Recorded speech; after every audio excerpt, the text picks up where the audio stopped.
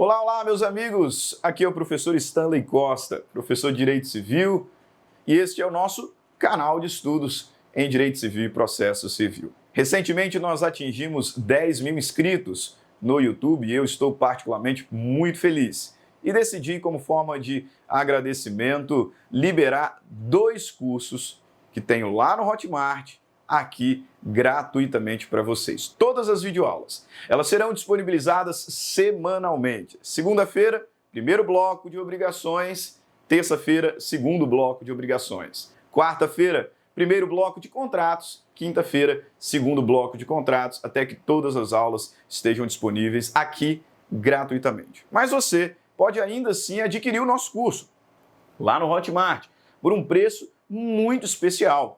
Mais de 50% de desconto. Ah, professor, mas por que adquirir o curso sendo que as aulas serão disponibilizadas gratuitamente aqui no YouTube? Simples, porque adquirindo o curso você terá acesso a todas as aulas elas já estão gravadas e disponíveis na plataforma.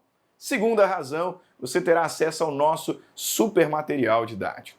Além do PowerPoint, além dos slides que serão disponibilizados, também a nossa apostila didática, uma super apostila, com conteúdo profundo, detalhado, com bastante quadro sinótico, mapas mentais, citações doutrinárias, jurisprudenciais, questões de concurso, apostila mesmo, de verdade, conteúdo, mas conteúdo exposto de forma didática. Ao final de toda a aula, um banco de questões para colocar em teste o seu conhecimento sobre o tema que foi estudado na aula. E ainda, se você precisa daquelas horinhas complementares, está na faculdade, tem que cumprir hora complementar, ao final do curso terá acesso ao nosso certificado de horas, ok?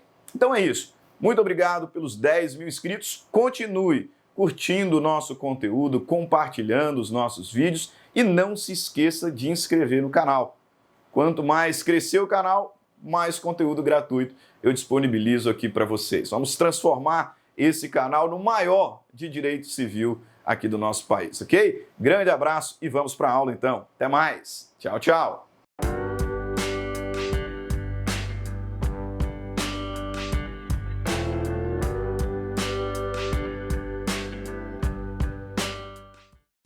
Olá, olá, estamos de volta para o nosso segundo bloco da segunda aula do curso objetivo de Teoria Geral dos Contratos. No primeiro bloco, nós estudamos as primeiras classificações, né? Contrato unilateral, bilateral, plurilateral, gratuito, oneroso, comutativo, aleatório. Só que o contrato aleatório eu deixei um pouquinho para o segundo bloco também, porque o contrato aleatório ele está previsto expressamente na lei. Então a gente precisa observar o que a lei nos diz sobre essa espécie, né, que é o contrato de risco, que é o contrato em que não é possível prever, antever com precisão quais serão as vantagens e desvantagens de cada uma das partes, correto?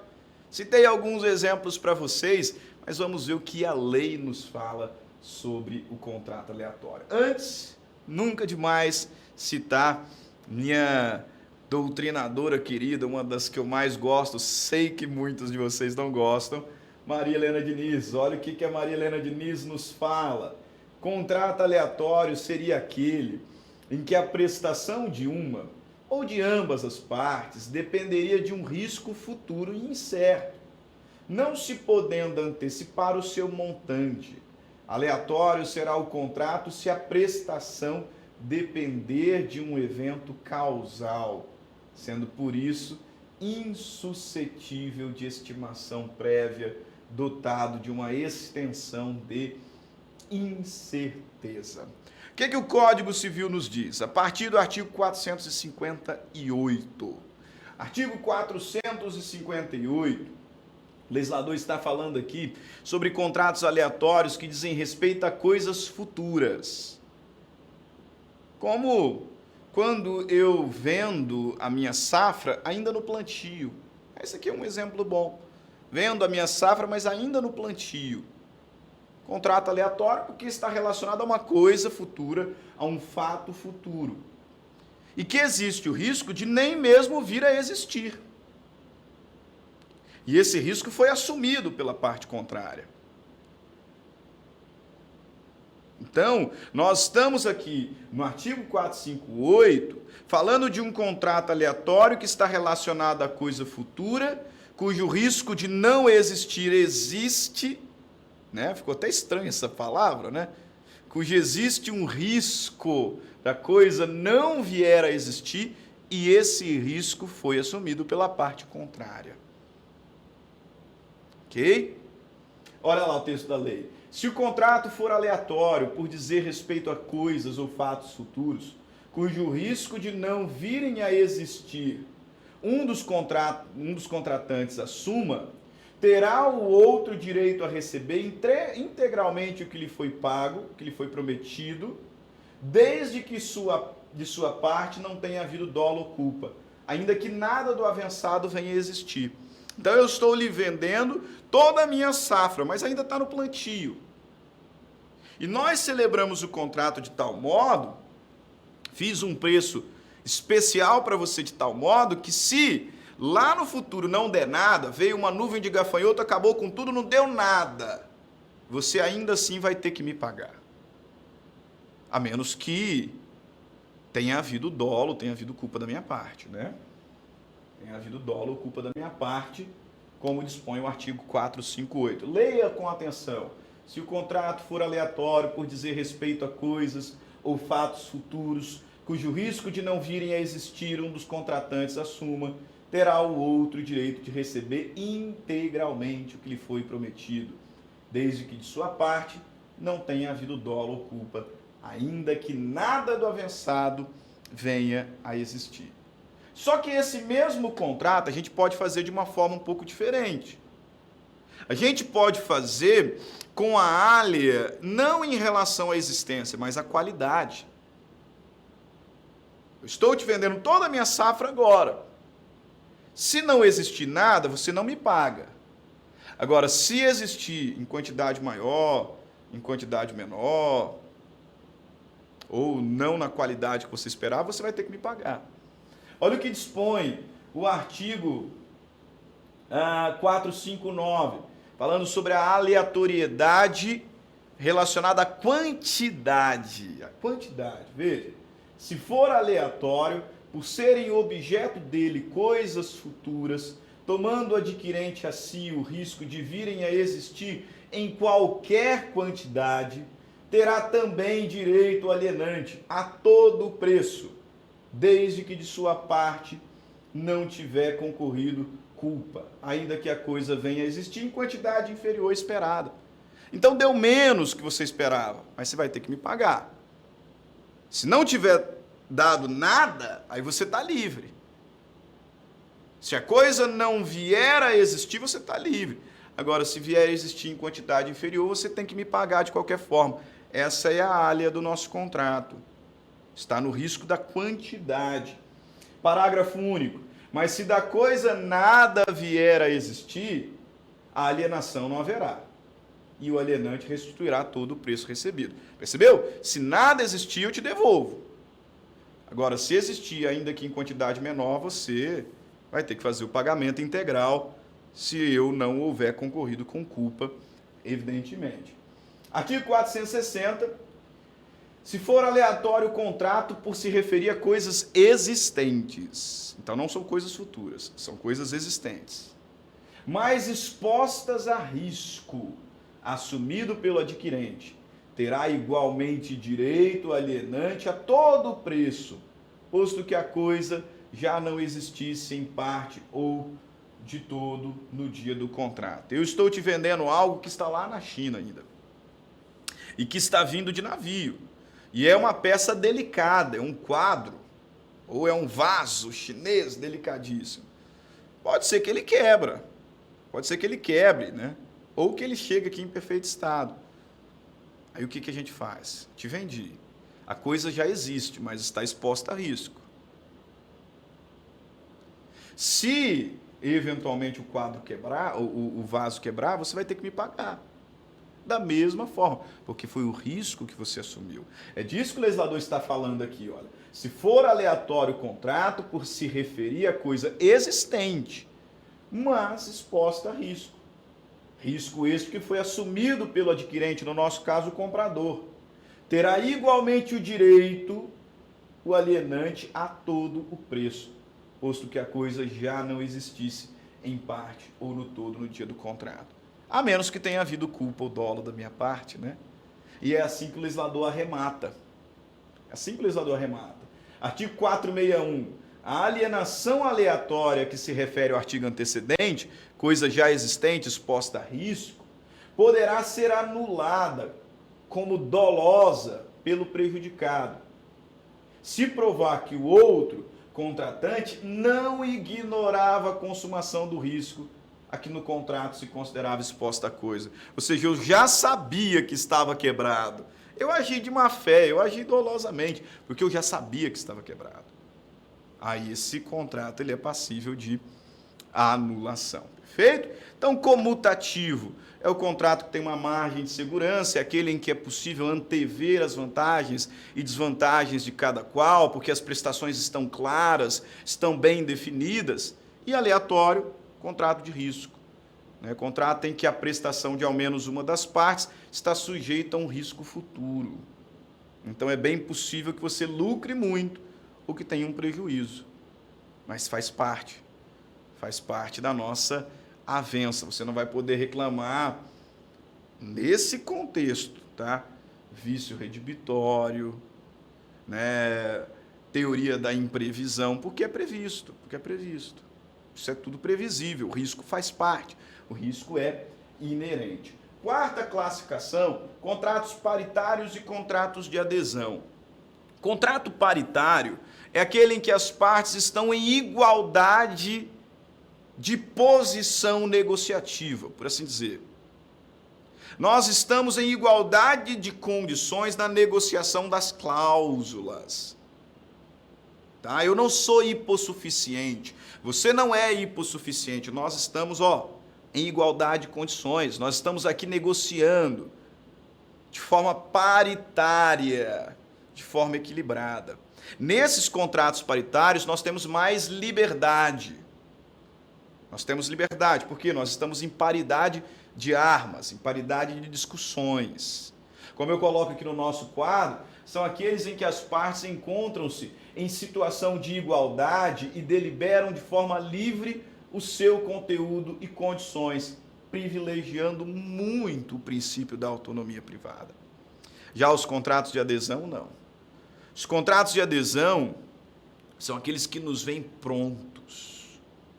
E a minha liberdade está limitada a dizer se eu aceito ou não. Por isso que ele é de adesão. Eu vou aderir ou não a algo que já me foi entregue pronto. Eu não delibero, eu não tenho tanto poder de negociação. Não tenho. Nós não estamos em pé de igualdade negociativa. Por isso de adesão. Você me apresentou o contrato pronto e eu tenho duas opções, aceito ou não. Nesses contratos, como eu estou claramente em uma situação de hipossuficiência, o legislador me protege. O aderente ele é protegido. Por exemplo, nos contratos de adesão, se houverem cláusulas ambíguas, contraditórias, elas serão interpretadas em benefício do aderente. Nos contratos de adesão, o aderente não pode renunciar a direitos decorrentes da natureza da avença. Por exemplo, é uma compra e venda. Nos moldes de um contrato de adesão, não pode existir ali uma cláusula de renúncia à garantia do vício redibitório. Não pode haver ali uma cláusula de renúncia à garantia da evicção. Por quê? Porque esse é um contrato de adesão. Qualquer renúncia do aderente a direitos que decorrem da própria lei será considerada nula. Nula de pleno direito. Porque o aderente é parte mais fraca, então o legislador o protege. Como eu coloco aqui, são aqueles contratos em que apenas uma das partes estipula as suas cláusulas, impondo o conteúdo negocial, de modo que a outra parte resta apenas aceitar ou não. Seguro, consórcio, transporte, contratos de consumo em geral. Tanto que o conceito de contrato de adesão está lá no CDC, artigo 54. Contrato de adesão é aquele cujas cláusulas tenham sido aprovadas pela autoridade competente ou estabelecidas unilateralmente pelo fornecedor de produto ou serviços, sem que o consumidor possa discutir, possa modificar significativamente o conteúdo. O consumidor é aderente. Quem decide as cláusulas é o fornecedor do produto ou do serviço. O consumidor adere ou não. Ok? Quinta classificação, contratos consensuais, contratos reais. Contratos consensuais são aqueles que se aperfeiçoam na vontade, conforme as fases de formação que nós vamos estudar na próxima aula. Contrato consensual é aquele que se aperfeiçoa quando as partes chegam num consenso, chegam num acordo.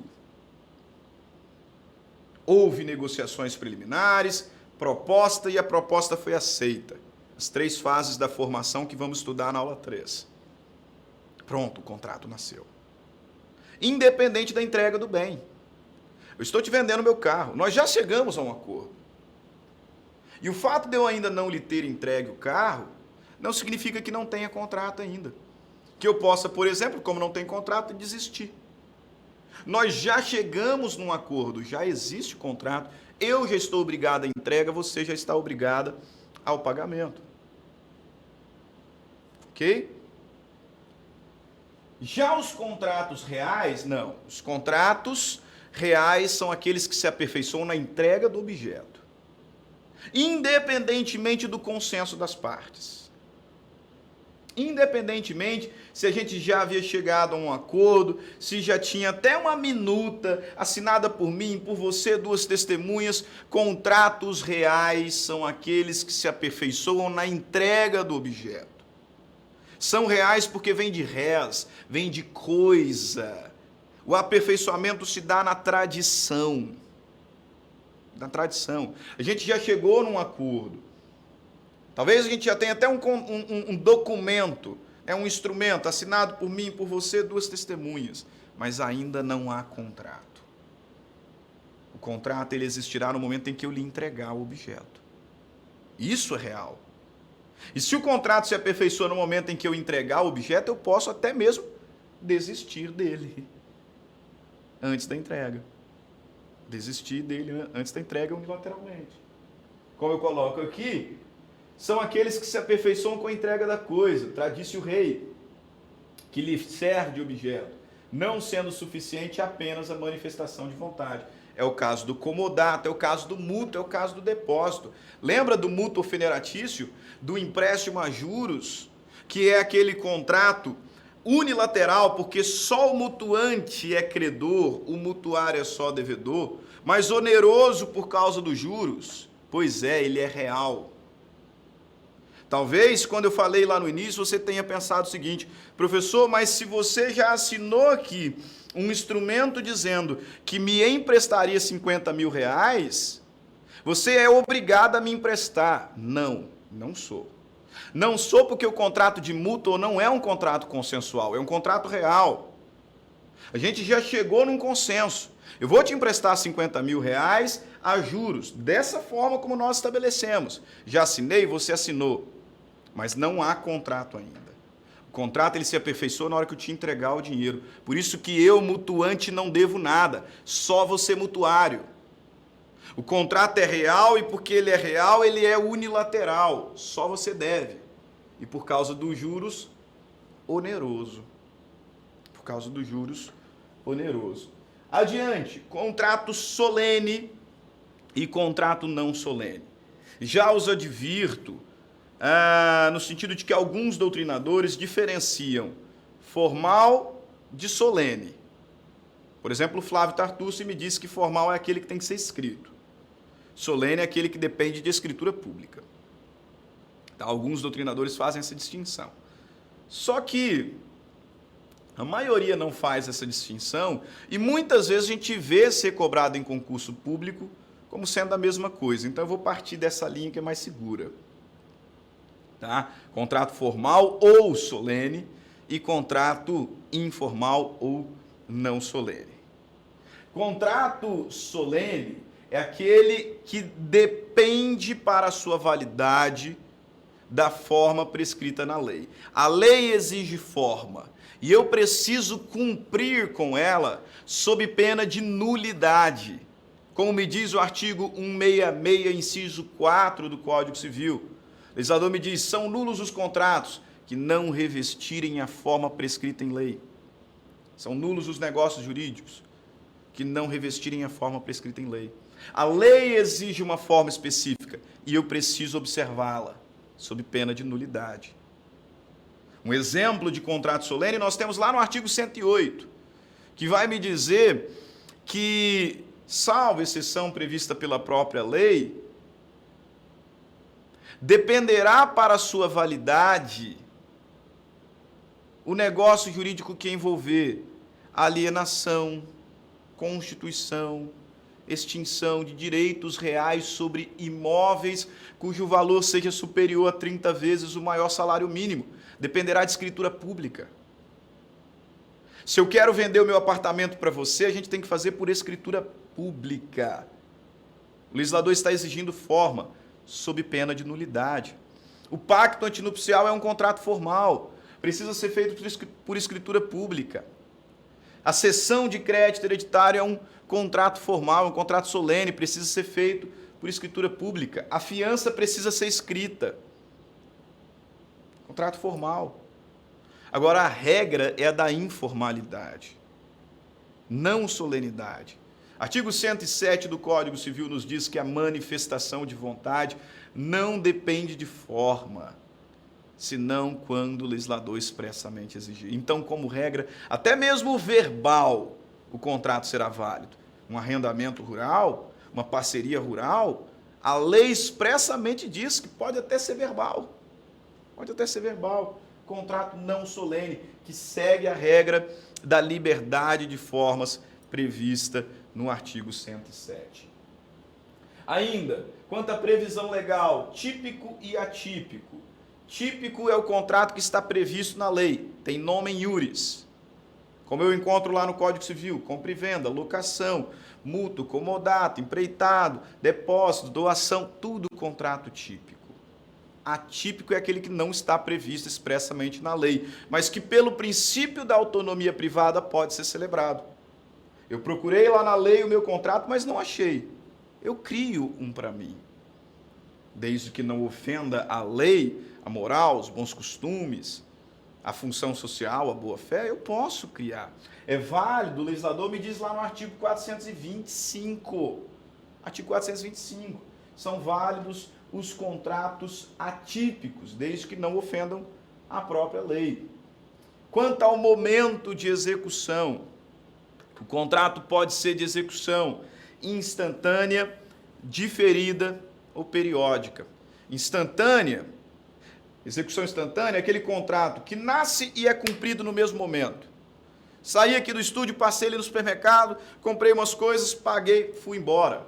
Veja você que o contrato de compra e venda surgiu, foi cumprido e extinto no mesmo momento.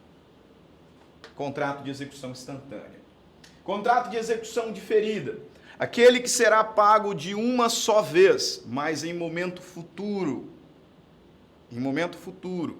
De uma só vez, mas em momento futuro. Uma compra e venda com pagamento programado.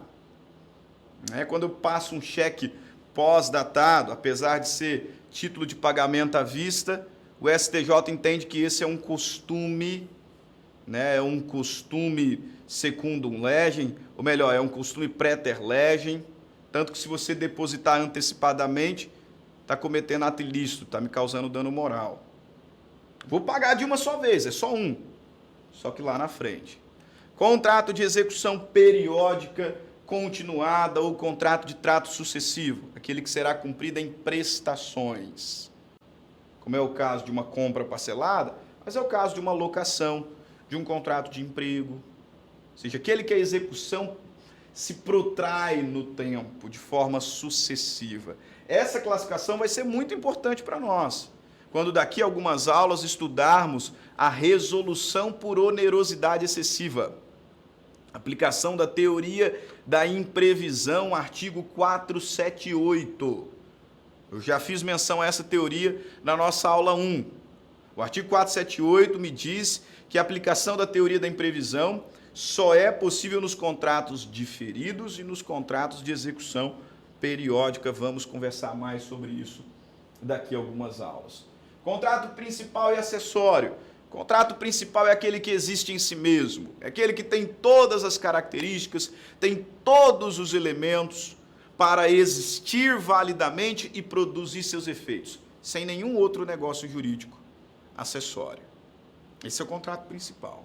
Contrato acessório, no outro sentido, é aquele que serve para completar o outro. É aquele que não existe em si mesmo. É aquele que pressupõe a existência de outro contrato. Esse é o contrato acessório. Ele não existe em si. Ele pressupõe a existência de um outro contrato. E a validade dele está vinculada diretamente a esse principal. A razão pela qual nós falamos sobre essa classificação é por conta do princípio da gravitação jurídica. O que acontecer com o contrato principal acontecerá também com o acessório. Na relação locação-fiança, por exemplo, locação é principal, fiança é acessório. Se a locação for extinta, se a locação será anulada, a fiança cai junto. Gravitação jurídica. O acessório gravita em torno do principal, mas a recíproca não é verdadeira. Se o acessório for extinto, o principal permanece perfeitamente, porque ele existe em si mesmo. Ele tem tudo para existir sozinho. O acessório é que não. O acessório é que depende de outro. Ok? Mais uma classificação. Nossa última classificação. Contrato pessoal e contrato impessoal.